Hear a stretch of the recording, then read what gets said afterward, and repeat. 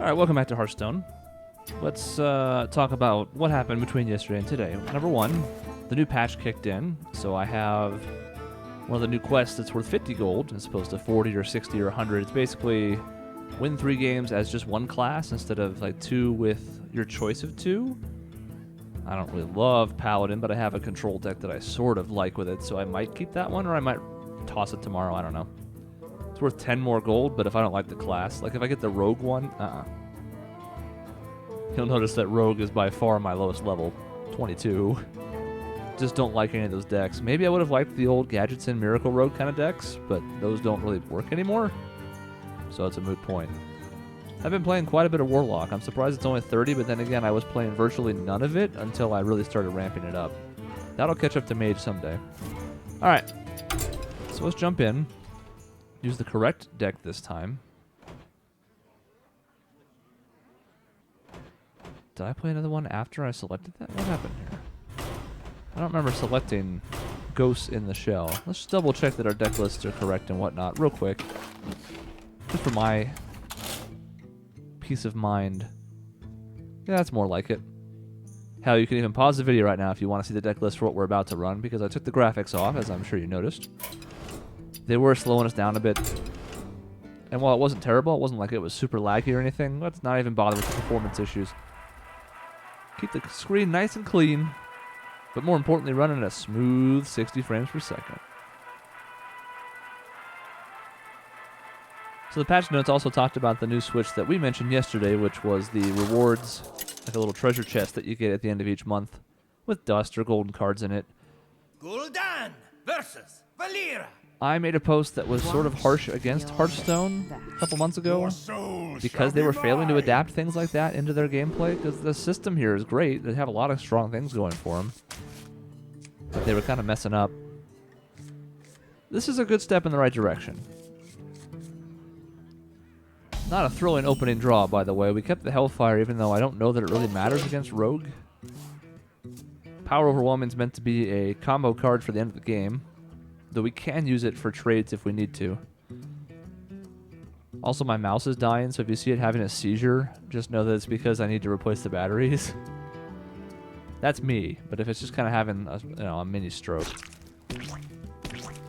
But anyways, rewards are good, and the idea of giving golden cards is neat because you can dust them if you just want the dust, and that can help build your collection. Or if you already have a strong card collection, that just kind of fills in with golden cards, which some people really enjoy. I think they're neat.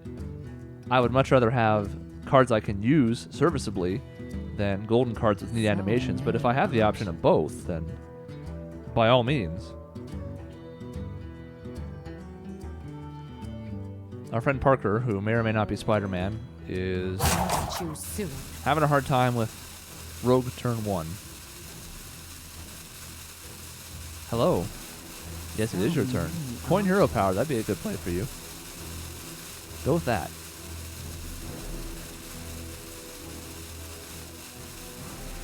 Nothing? Our turn's going to be quick. We're going to put you right back on that rope timer.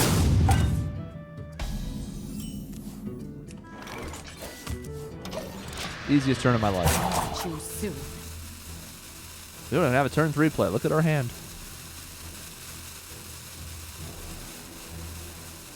It's a sad thing that we can't even really take advantage of the fact that he's not playing. Unless we draw an Imp Gang boss. No, we're going to want this. We're going to want the Acidic Swamp Ooze for later.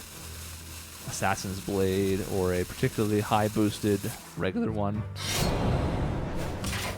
Alright, he's alive.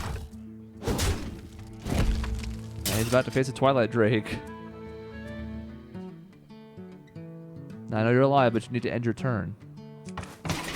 There you go. You did it.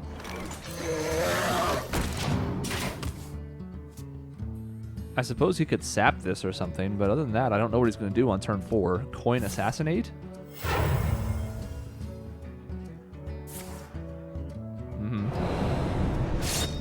don't really mind that, though. We have enough big threats in this deck that that's not a big deal.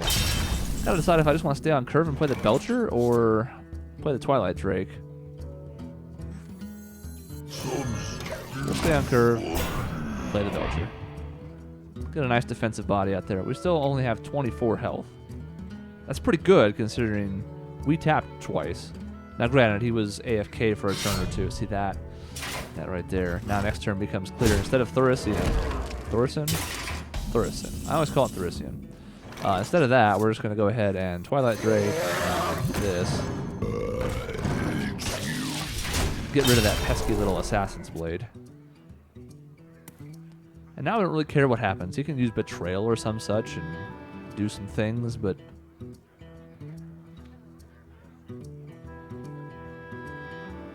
means his first 5 turns between not taking them or whatever he was doing with them have been pretty well wasted. And now we have answers for just about anything. Big minion, taunt minion, a bunch of minions.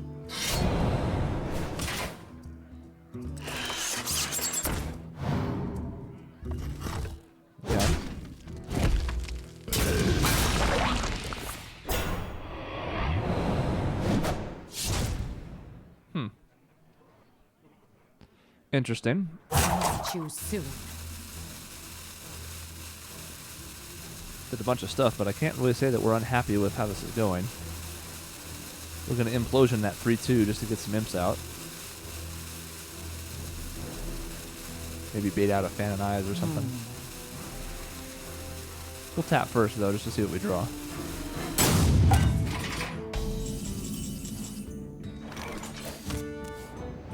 Yeah.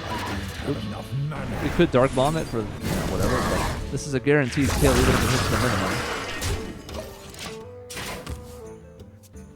So we haven't really seen any of the cards for our win condition. Now, again, we talked at the end of the last video about how this deck has many other ways to do it. But... oh, good. He's actually doing stuff to our board, and yet I'm not really concerned about any of it, to be honest. All we do now is tap in Thurician, I think. How many cards in hand? 9. Let's reduce all of them. There's part of the win condition.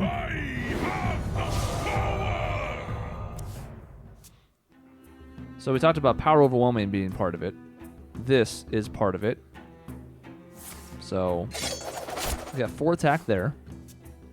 We can Power Overwhelming it to 8 or 12 with 2 of them. And we also have a Faithless Manipulator in this deck, so we can essentially do 24 damage with a 10 mana combo, or less if Thurician manages to go off in the middle of this. Do we have lethal here? That's 5, and 8 is 13, and a Dark Bomb.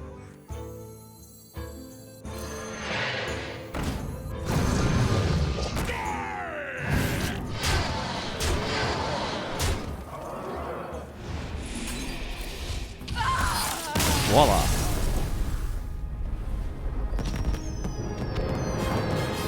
What's nice about it is that combo works in pieces, just to give us some nice burst damage out of the hand. So we don't need all 4 cards, but because we can control so well with the Warlock... oh yeah, go cancel, sorry, gotta break up the videos. Because we can control so well with the Warlock, we just keep the board in our favor in the mid-game, and then whenever we want to, whenever we can get the board clear of taunts, we just explode with that. Even just one of the 2 Power Overwhelmings with Faceless and Arcane Golem is 16 damage. So that's basically Force of Nature Savage Roar. So I like this deck a lot. I've been playing it a ton. That's why I have 91 wins with Warlock, a class I wasn't even playing. We will return tomorrow by perhaps playing something else, or perhaps by playing this all week in our attempt to just climb the ladder now so we can get the best rewards we can at the end of August. Thanks for watching.